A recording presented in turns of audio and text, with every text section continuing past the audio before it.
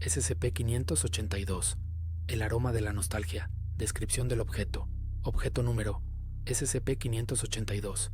Clase: Euclid. Condiciones especiales de contención: el invernadero principal de la finca botánica Valdeflor, abandonada desde 1982 y ubicada en la Sierra de Guadarrama, Madrid, ha sido sellado herméticamente. Un sistema de filtración de aire de ciclo cerrado opera constantemente para evitar la fuga de esporas. El perímetro de 1 kilómetro está designado como zona de exclusión biológica. El acceso está prohibido a todo personal, excepto a equipos de contención con trajes de protección NBQ de nivel 4 y sistemas de respiración autónomos. Cualquier sujeto que muestre signos de exposición debe ser puesto en cuarentena y sometido a incineración si la colonización de esporas es irreversible. Descripción: SCP-582 es una especie de hongo parásito, tentativamente clasificado como Nostalgomyces mnemosinus, que crece en el microclima húmedo del invernadero.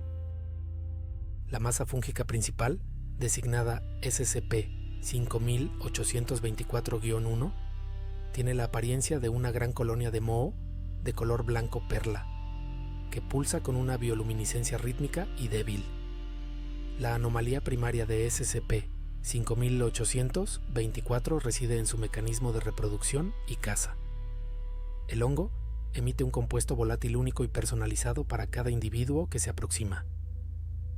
Este aroma es una recreación perfecta de una fragancia asociada a un recuerdo profundamente positivo y emocionalmente significativo del pasado del sujeto, a menudo de la infancia. El proceso de infección se desarrolla en las siguientes fases. 1. Fase de señuelo olfativo. El sujeto percibe un aroma irresistible que le genera una intensa y placentera sensación de nostalgia. El aroma actúa como una poderosa droga psicoactiva, induciendo un estado de euforia y anulando el juicio crítico. El sujeto se siente compelido a localizar la fuente del olor. DUSRA. Fase de inmersión mnemónica. Al acercarse a SCP-582.1, el aroma se intensifica, provocando una alucinación multisensorial en la que el sujeto revive el recuerdo asociado. La víctima queda en un estado de éxtasis, inmóvil y completamente desconectado de la realidad. Tercera fase de inoculación. Mientras el sujeto está incapacitado, SCP-582.1 libera una nube concentrada de esporas microscópicas, SCP-582.2. Las esporas son inhaladas y se adhieren al tejido pulmonar y neuronal del sujeto.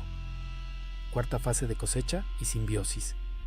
Las esporas colonizan el sistema nervioso del huésped, estableciendo una conexión directa con las regiones del cerebro responsables de la memoria.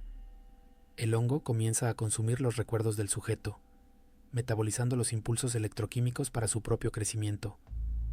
A cambio, mantiene al huésped en un estado de euforia perpetua, secretando dopamina y serotonina directamente en el torrente sanguíneo. El cuerpo del huésped se convierte en una incubadora para nuevas colonias fúngicas, que a menudo brotan de su piel. Las víctimas, conocidas como los jardineros, son encontradas en un estado catatónico, sonriendo, agrupadas alrededor de la masa principal como si la estuvieran cuidando. Relato: el jardín de los recuerdos robados. Mateo era un arqueólogo de olores. No desenterraba huesos ni cerámica, sino las fragancias del pasado. Su pequeño laboratorio en el barrio de Malasaña era un archivo de aromas perdidos. El perfume de una cortesana del siglo XVIII, el olor del cuero de una biblioteca bombardeada en la guerra, el incienso de un ritual olvidado. Su tesis doctoral, la memoria olfativa como huella histórica, lo había convertido en una figura de culto en círculos muy específicos. Su última obsesión era la finca botánica Valdeflor y su legendaria colección de orquídeas fantasma. Su fundador, un excéntrico botánico llamado Julián de Alarcón, había afirmado en sus diarios haber creado una orquídea cuyo perfume no era floral, sino que destilaba la esencia pura de la felicidad infantil. La comunidad científica lo tachó de charlatán, y tras su misteriosa muerte en 1982, la finca fue abandonada. Para Mateo la historia era un señuelo irresistible. Llegó a la finca en una tarde de otoño brumosa. La verja de hierro forjado estaba oxidada y cubierta de enredaderas. El invernadero principal se alzaba al fondo como el esqueleto de una catedral de cristal y acero. La mayoría de los paneles de vidrio estaban rotos o cubiertos de una capa de mugre verdosa, pero la estructura se mantenía en pie, desafiante. Forzó la puerta lateral y entró. El aire era pesado, húmedo y olía a tierra mojada, a descomposición vegetal y a algo más. Algo dulce y familiar que no pudo identificar. Era un ambiente de invernadero pero amplificado, como si la vida y la muerte estuvieran librando una batalla silenciosa en cada rincón. Montó su equipo, un espectrómetro de masas portátil de su propia invención, que él llamaba la nariz, para analizar compuestos orgánicos volátiles, frascos de muestreo y una pequeña bolsa de cuero con sus herramientas de disrupción, viales con olores potentes y desagradables, amoníaco, ácido butírico, azufre, que usaba para limpiar su paladar olfativo entre muestras. Se adentró en la estructura. Lianas y raíces colgaban del techo como serpientes dormidas. El suelo era una alfombra de musgo y hojas muertas. En el centro del invernadero, donde la luz se filtraba más tenue, había una enorme masa blanquecina que se extendía sobre las viejas mesas de cultivo. Parecía una colonia de moho gigante, del tamaño de un coche pequeño, y brillaba con una luz lechosa y pulsante. Fue entonces cuando el olor golpeó. No fue gradual. Fue instantáneo, como si alguien hubiera accionado un interruptor en su cerebro. Era el olor de la masa de galletas de su abuela. No cualquier masa de galletas. Era la masa específica de las galletas de mantequilla y limón que ella horneaba solo en Nochebuena, un olor que no había percibido en más de 30 años.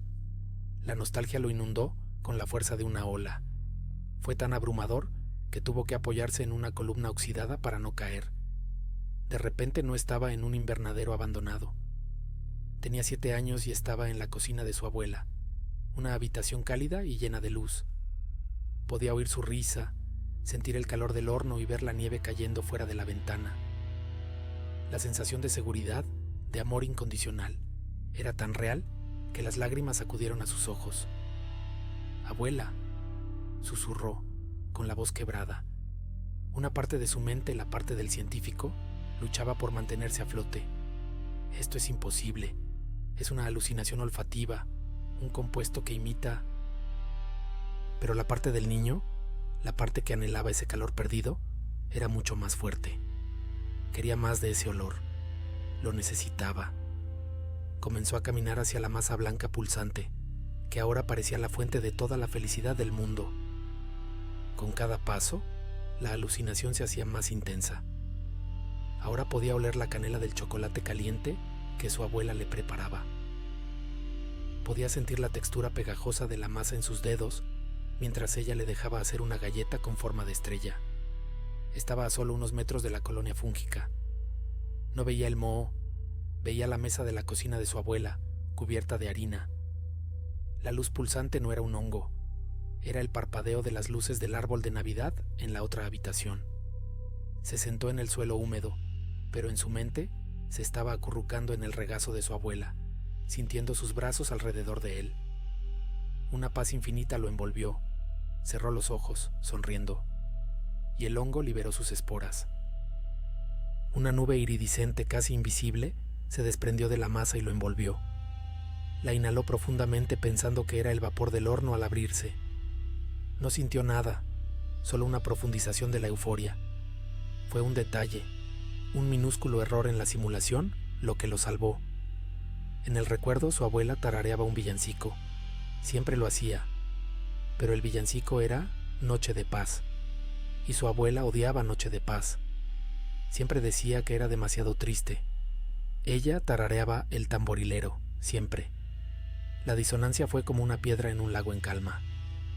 Una pequeña onda de duda que perturbó la superficie perfecta de la alucinación. Mi abuela no cantaría eso. Luchó por abrir los ojos. La imagen de la cocina parpadeó, como una mala proyección. Por un segundo vio la realidad, el invernadero decrépito, el suelo sucio, el hongo pulsante frente a él, y algo más.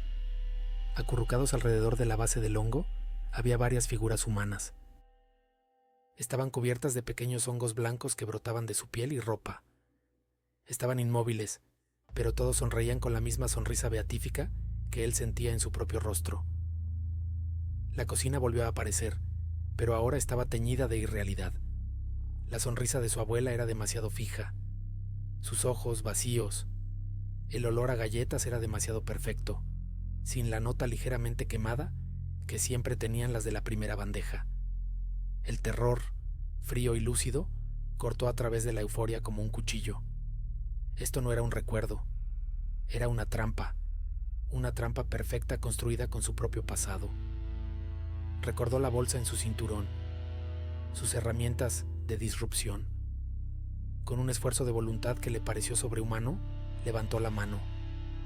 Sus movimientos eran lentos, pesados, como si se moviera a través de miel. El hongo parecía sentir su resistencia. El olor a galletas se intensificó, tirando de él, suplicándole que se quedara en ese paraíso falso. Abrió la bolsa. Sus dedos torpes buscaron a tientas los viales. Amoníaco. No. Demasiado simple. Azufre. Quizás. Entonces encontró el que buscaba. Lo llamaba el fracaso del perfumista. Era una mezcla fallida, un intento de recrear el olor de la lluvia sobre el asfalto que había salido horriblemente mal. Olía a ozono, a metal mojado, a neumáticos quemados y a algo vagamente orgánico y podrido. Era el olor más desagradable, impersonal y antinostálgico que había creado jamás. Destapó el vial y lo acercó a su nariz. El efecto fue violento. Fue como arrojar un cubo de agua helada sobre un fuego cálido. El olor sintético y horrible chocó con el aroma perfecto de las galletas. Los dos aromas lucharon en su cerebro. La imagen de la cocina de su abuela se desgarró como un papel quemado. La alucinación se hizo añicos. De repente, estaba de vuelta en la realidad. Vio el invernadero en toda su sordidez. Vio a los jardineros catatónicos. Y vio la nube de esporas que aún flotaba a su alrededor. Se tapó la boca y la nariz con la manga, pero sabía que ya era tarde. Había inhalado una dosis masiva. Se puso en pie de un salto y corrió. No miró atrás. Corrió tropezando con raíces, arañándose con ramas, con el olor nauseabundo de su propio vial llenando sus sentidos. Un ancla horrible pero salvadora a la realidad. Salió del invernadero y no se detuvo hasta llegar a su coche.